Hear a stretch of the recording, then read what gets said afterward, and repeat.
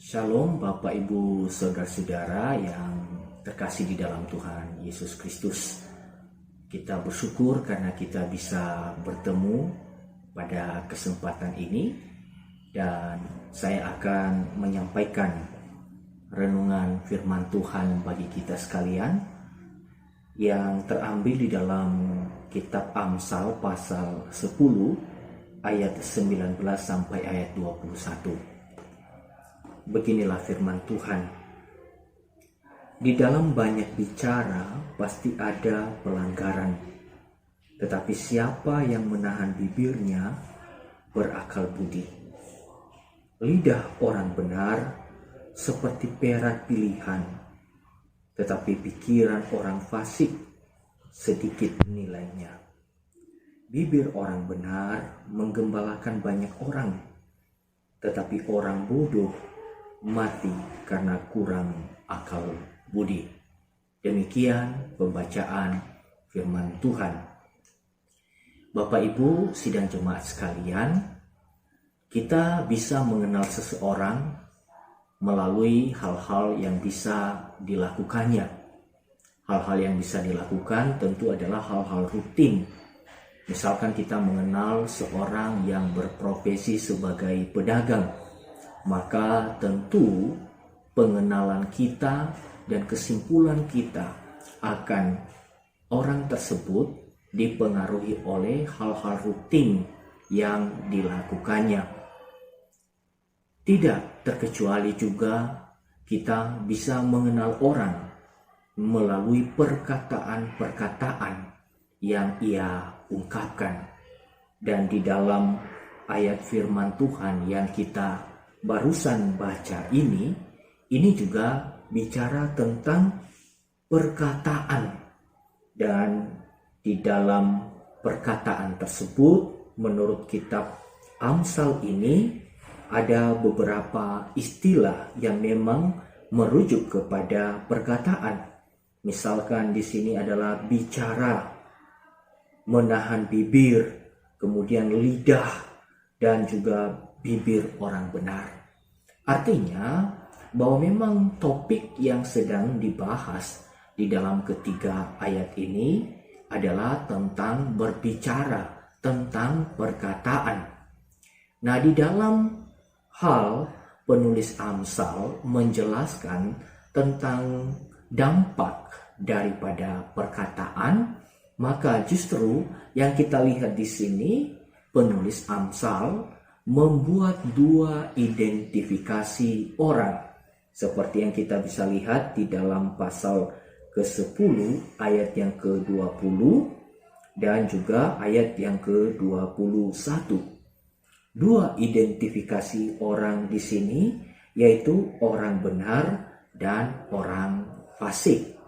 Bapak Ibu, saudara-saudara sidang jemaat yang terkasih di dalam Tuhan Yesus Kristus, ketika penulis Amsal membahas tentang perkataan, maka yang ia bahas bukanlah tentang bagaimana keterampilan berbicara, juga tidak mengacu pada kiat-kiat untuk menjadi seorang ahli bahasa yang bisa mengungkapkan pendapatnya, yang bisa mempengaruhi banyak orang. Dan bahkan tujuan daripada topik ini, pembahasan ini, tidak sedang mengajari orang untuk menjadi ahli di dalam memotivasi orang lain.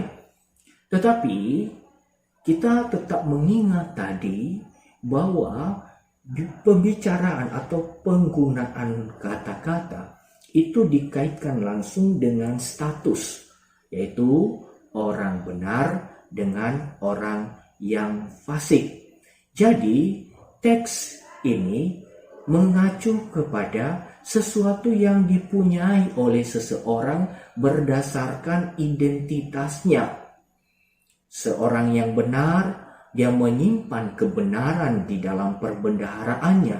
Dan ketika ia menyimpan kebenaran di dalam perbendaharaannya, Tentu juga ketika ia bergaul, ketika ia melakukan tugas dan tanggung jawabnya, ketika ia mengajar anak-anaknya, ketika ia berbicara di dalam masyarakat, ketika ia berbicara di tengah-tengah jemaat Tuhan, maka orang tersebut membawa dampak, menyampaikan kebenaran, mengeluarkan hal-hal yang baik dari perbendaharaannya melalui kata-kata yang diungkapkannya. Begitu pula dengan orang fasik. Tentu orang fasik bukan hanya bicara di dalam mereknya sebagai orang fasik, tetapi juga tetap ada di dalam kondisi di mana ia menyimpan di dalam perbendaharaannya yang disebut dengan kefasikan. Oleh sebab itu di dalam ketiga ayat ini kita belajar bersama-sama bahwa penulis Amsal sedang membandingkan antara orang fasik dengan orang benar. Nah, Bapak, Ibu, dan saudara-saudara, mengapa penulis kitab Amsal ini membuat perbandingan dengan mengidentifikasi dua kelompok ini? Ada dua alasannya. Pertama adalah kitab Amsal memang berguna untuk orang-orang Israel kuno, di mana mereka harus terus belajar di dalam menerima tugas-tugas tertentu dan di dalam melakukannya. Makanya ini sesuatu yang penting. Kalau kita membaca baik-baik kitab Amsal, itu begitu banyak nasihat, begitu banyak peringatan, begitu banyak teguran, supaya jemaat Tuhan, umat Tuhan itu tetap menjalani kehidupannya di dalam kehidupan yang terdidik dan hidup takut akan Tuhan.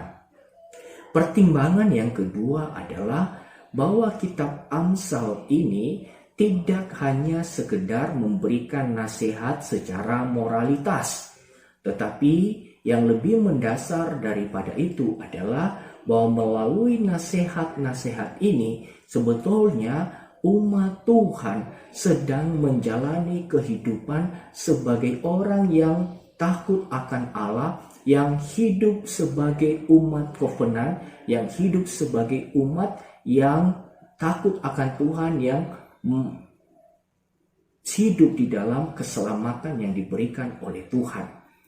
Nah, berangkat dari dua pertimbangan ini, Bapak, Ibu, dan saudara-saudara, maka di dalam ayat yang ke-21 itu menerangkan sesuatu yang penting bagi kita. Saya bacakan sekali lagi. Bibir orang benar menggembalakan banyak orang, tetapi orang bodoh mati karena kurang akal budi. Di dalam perbandingan ini, Bapak, Ibu, dan saudara-saudara, ada yang disebut dengan dampak dari perkataan orang benar justru menggembalakan banyak orang. Nah, kata menggembalakan di sini ini merujuk kepada aktivitas yang bisa dilakukan oleh seorang pemimpin. Jadi, kata gembala di dalam konteks kuno bukan hanya bicara atau mengacu kepada pekerjaan sebagai gembala domba, tetapi juga kata itu bisa mengacu kepada seorang yang diberikan kepercayaan untuk menjadi pemimpin.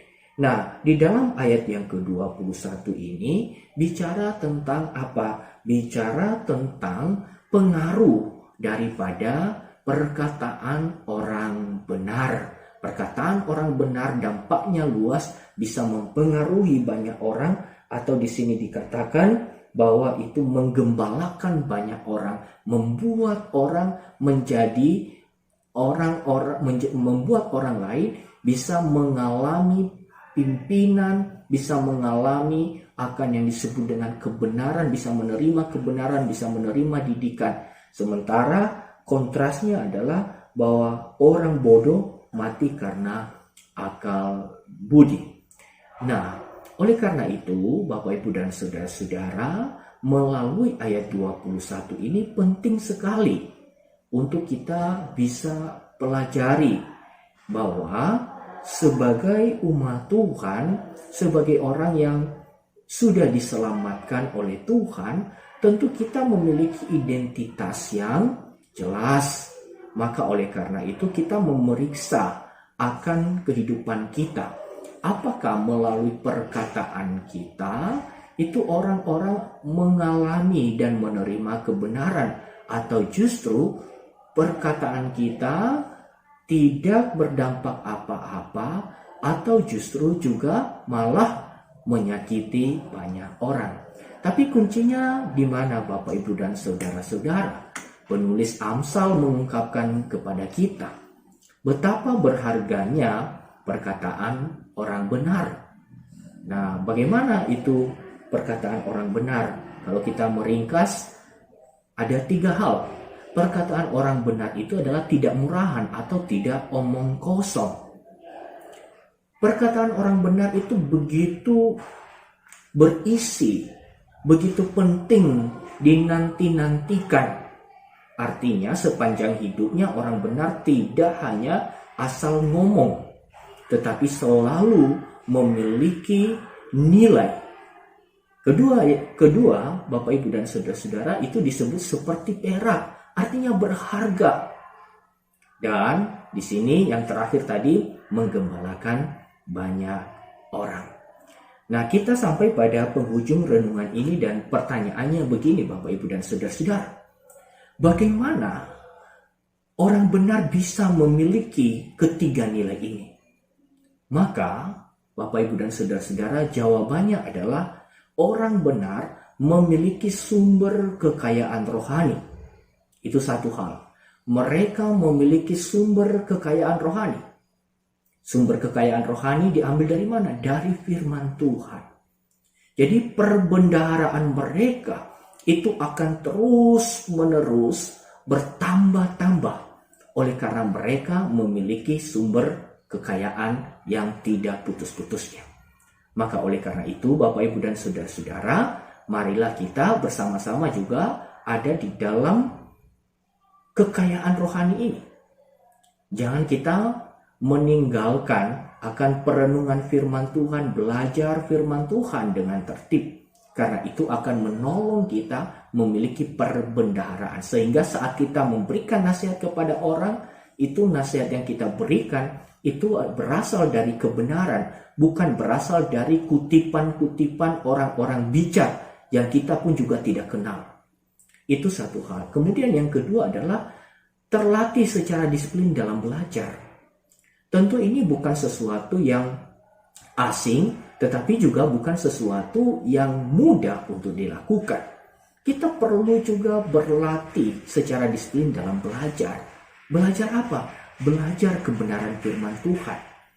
Jadi, ini sesuatu yang juga penting untuk kita lakukan. Oleh karena itu, kalau kita mau supaya juga perkataan kita itu berdampak, memberkati banyak orang, hendaklah kita tidak jemu-jemu untuk berlatih secara disiplin di dalam belajar kebenaran firman Tuhan.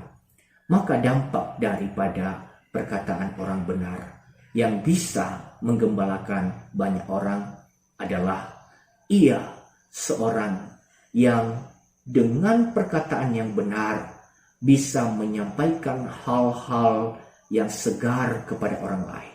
Bisa menyampaikan hal-hal yang memberkati orang lain. Bisa menyampaikan hal-hal yang tetap konsisten pada kebenaran. Dan perkataan orang benar adalah perkataan yang selalu segar, yang dinantikan oleh orang, yang menghibur orang, yang membuat orang sadar akan kebenaran.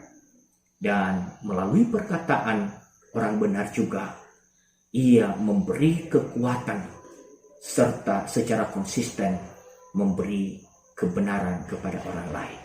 Maka Bapak, Ibu, saudara-saudara, kita sebagai orang benar, marilah kita tetap